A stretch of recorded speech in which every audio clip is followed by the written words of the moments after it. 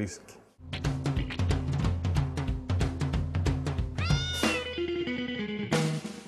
Hei, kur tu biji?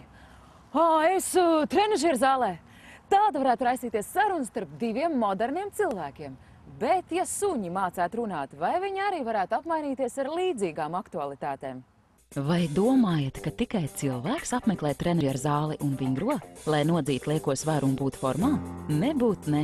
Arī suņiem ir izgudroti trenažieri, jeb skrejceliņi, kas palīdz tiem uzturēt ķermeni teicamā fiziskā formā, jo nereti ar saimnieku sagādāto pastaigu 5 minūti daudzu aktīvo šķirņu suņiem nepietiek. Ļoti daudz dzīvnieku īpašnieki interesējās par trenažieru tādēļ, ka pirms izstādēm viņi vēlas, lai suns izskatās labi.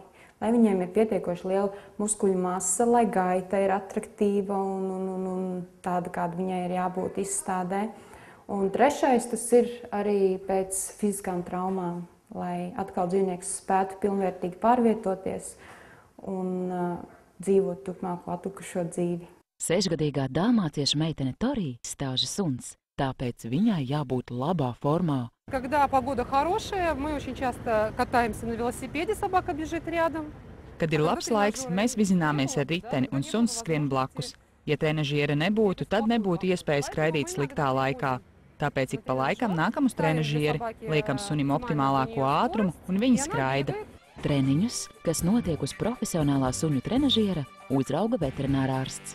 Pirmais ir tas, ka viņš iepazīstās. Iepazīstās ar telpu, iepazīstās ar trenažieri, izstaigā cauri appošņā visu, kas te notiekās. Pēc tam trenažieris tiek ieslēgts un viņš pierod pie skaņas trenažierim.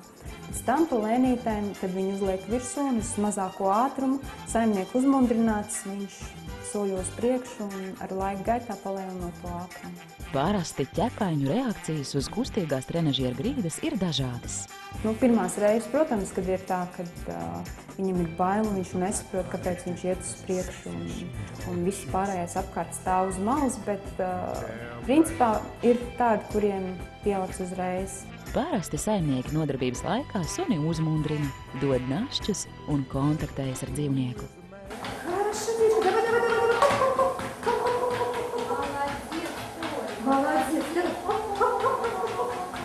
Jāatceras, ka nodarbību laikā sunim ir jāēd ogļhidrātiem bagāts ēdiens, lai ir pietiekami daudz enerģijas skriešanai. Treniņa mīlulis vismaz 10 minūtes jāizstaidzina laukā, iesildot nodarbībai.